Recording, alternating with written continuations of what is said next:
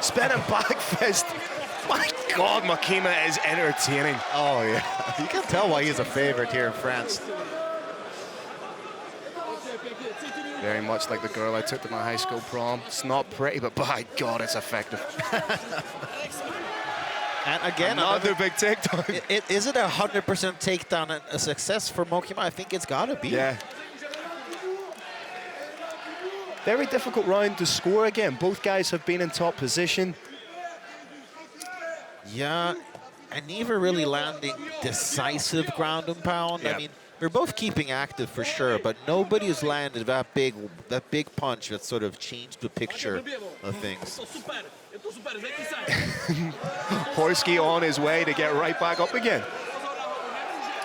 This truly is a Saturday night sloppy special right here.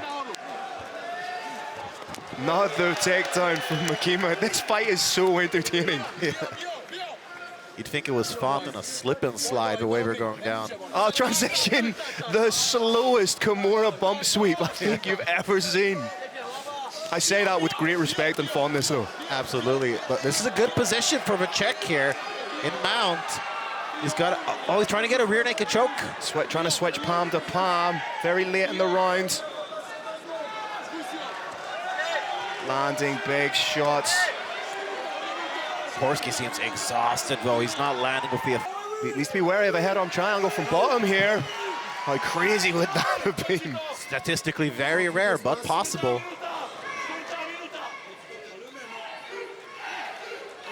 Horsky doing just enough, but referee has seen enough, wants to get them to their feet, and this could be just as advantageous for Horsky right now.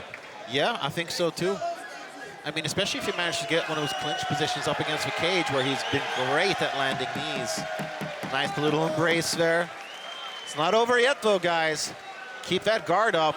Look at that head movement in the third round of a fight against somebody who is as dangerous. I mean, Mima's got rhythm. Oh, he's styling right now. Mima has just entered the matrix, going full Neo. I mean, right, is this MMA or a dance contest? Most entertaining fight so far? You know what? Yeah, it's almost a guilty play. You wonder just how long it would take Jason to initiate the clinch here, work for the takedown. Simultaneous kicks there, both fighters. One thing I love about Duclos is his all-action style. And he's almost at his most dangerous when he's a little bit rocked. When his opponents come rushing in, and then he just counters with something fantastic. I mean, look at his fight against Giorgio Ignatashvili, Matthias Rucro. There's the first takedown attempt, trying to get in on the leg. Potential to take the back here, or get his back taken. Nice work for the Dagestani handcuff. These shots are legal. Jason needs to roll, needs to do something to get out of this position. Duclos really picking his shots very wisely to ensure that they are legal, so that's a great point there, Phil. As long as some point of the glove is making contact with the ear on the strike, it is perfectly legal. Think of almost like the Chuck Liddell mohawk running down the back of the head. Another big shot. And how loose is Duclos in there? You can see it's almost like a sparring mentality, staying so loose. Switching stances, question mark kick, landed flush. Moreno needs to do something definitive here. He cannot stay with his back against the cage and eat shots. He's not setting the takedowns up, needs to set them up. If you're shooting in blind, you're essentially, it's like a cheat code for your opponent. You're telegraphing the takedown, and there is no way that Duclos is going to jump inside that guard right now. Oh, absolutely not. He is looking so good on the feet, just cool as a cucumber. So might as well just chip away at his opponent's legs here a little bit. Hammer fist to the foot. That's ridiculous. You just feel that the longer the fight stays in this kind of realm, the more likely it is that Moreno's going to eat something big. Yeah, absolutely. We know that Duclos packs big power. Question is, he hurt the leg big time. Look at this stance. Works to the body. Again, telegraph takedown. And if you're Duclos, you just stand right back up out of there. Yeah. Moreno fighting with desperation right now. Nothing's really working for him. And Duclos, I mean, He just looks so calm. Not a care in the world right now. Ironically, the king of the dead is getting killed here in the cage. Yeah. Oh, it took him a while to get up there as well. He's taking big, deep breaths here. That body kick might have been the one that did a lot of damage.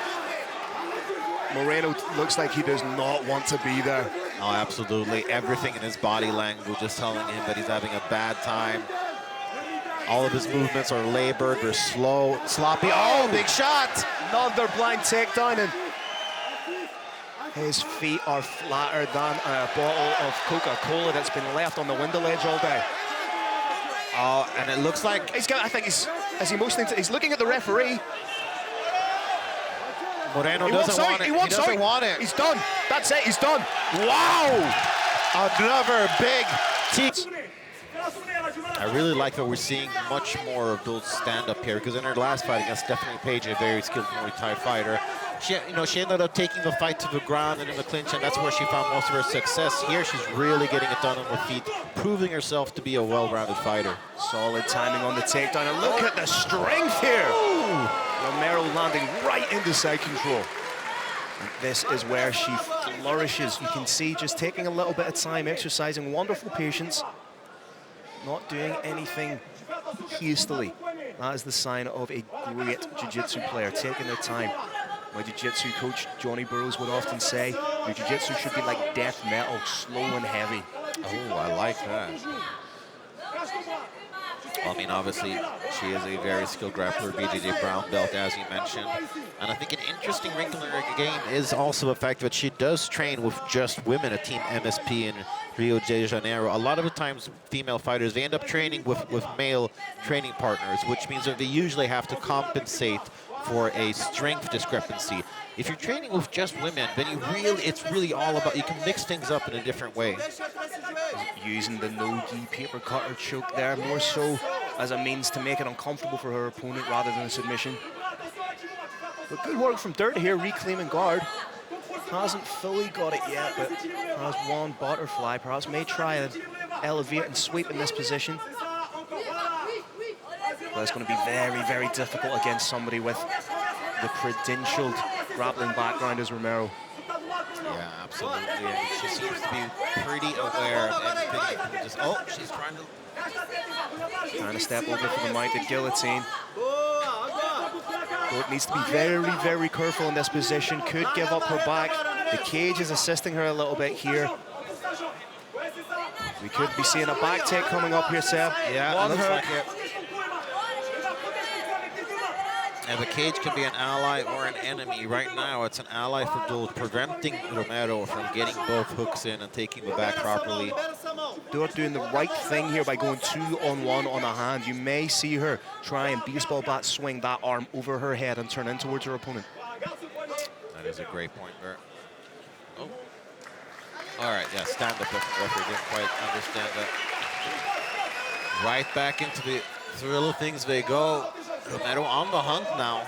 Needs to be wary of overcommitting here. You don't want to see her walk blindly onto a shot. Speaking of, big shot over the top from Romero. Oh, I love that uppercut. Oh, yeah, it's her best strike by far. And it's coming from, when she throws it, she starts her hand off in a low position, so it's out of the peripheral vision. So intelligent, so it sneaks right up. Well, she might go for a ride again, though. Trying to get in on this single. Beautiful hips there from Dourthe.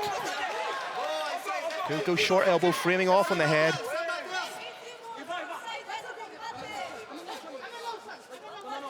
Dourthe just wants to keep Romero at the end of her punches, and I don't think anybody necessarily anticipated that. Romero bounces right back up, but Dourthe has the back.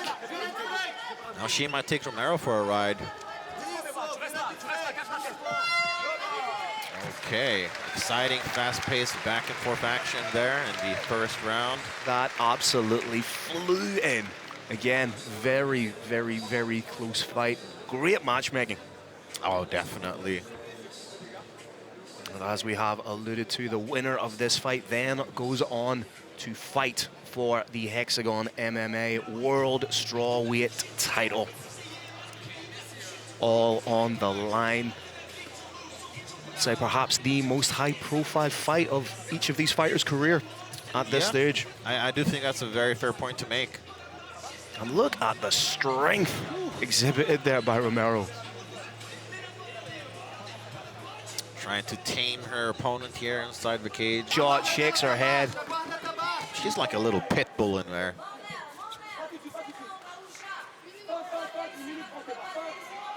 Forward, forward, forward from Romero, but you know, you've got to question just how effective it is. She's got heart for days, unquestionably. Yeah. But a lot of the time she's walking on to big shots.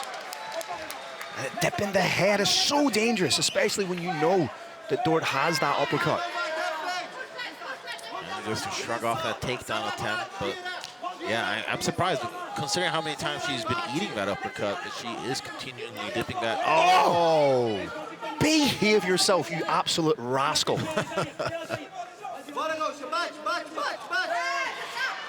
Phenomenal. Splendiferous. Good shot to the body, but you just feel at this juncture in the fight, it is a little bit too late for Romero. 30 seconds to go, and if she wants to win this fight, Sebastian, for my money, she needs a finish. I think so too.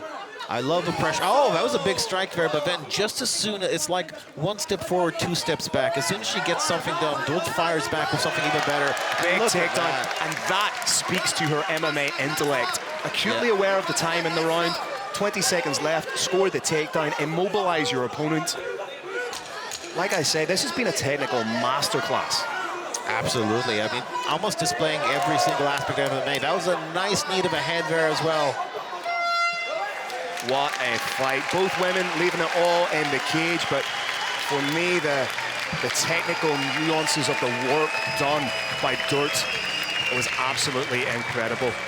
Dourthe putting on a hurting.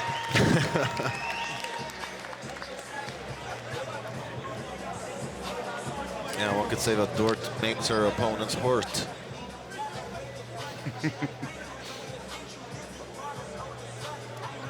Looking forward to seeing the replay of some of that work. And it seems like Dourthe's team are pretty confident of victory, and you can't really blame them. She really started pulling away. Yeah, it was the little differences that changed the fight for me. If, again, using another food analogy, if Romero was a humble mashed potato, Dourthe was the dauphinois potato, you know, just a little bit extra sort of joie de vivre since we're in France. Yeah. She got that. Her potatoes got that Salt Bay treatment. I'd love a big plate of spuds. Anywho, great fight. I think we're both getting a little snackish here. Genuinely a great fight. And we spoke about how great Dourthe was, but you have to give Romero credit because she is a great player in and of her own right. Nouvelle challenger pour le titre strawweight World Championship, Eva Duclos. No shocker there. It'll be an all-French affair for the next strawweight title bout, as Samantha Jean-Francois will defend against Eva Dourthe, who now advances to 7-5. On va écouter Eva Dourthe, la vainqueur de ce combat. Eva, on a senti qu'au terme de ces 15 minutes, vous avez véritablement dû aller puiser dans vos réserves pour remporter ce combat. Ouais, tout à fait, elle a de la force quand même. mais je m'étais préparée au pire. Et je voulais vraiment honorer ce combat parce que c'est le dernier avec mon coach Johnny Frachet. Ça fait 7 ans qu'on travaille ensemble. Et là, du coup, je suis obligée de déménager pour le travail dans le sud. Donc, s'il y a des clubs qui me veulent. Et du coup, j'attends maintenant pour Samantha. Oui, le prochain combat, vous êtes désormais challenger officiel. Le prochain combat, ce sera pour la ceinture. Qu'est-ce que ça fait de savoir que ce sera un title shot? Ça me fait plaisir, mais en vrai, ce combat, c'était avant tout pour mon coach. Donc la ceinture, c'est vraiment secondaire, mais je me suis vraiment battue ce soir pour moi avant tout, mais aussi pour mon coach principalement. Mesdames et messieurs, Eva Dourthe. There you have it, ladies and gentlemen, the new #1 contender in the Hexagon strawweight division, and the mouth is watering at the prospect of a Dourthe versus Jean-Francois fight. Oh yeah, that has all the makings of an instant classic. Two fighters that have really proven themselves here in Hexagon. Two fighters also coming home after spending so much of their careers abroad.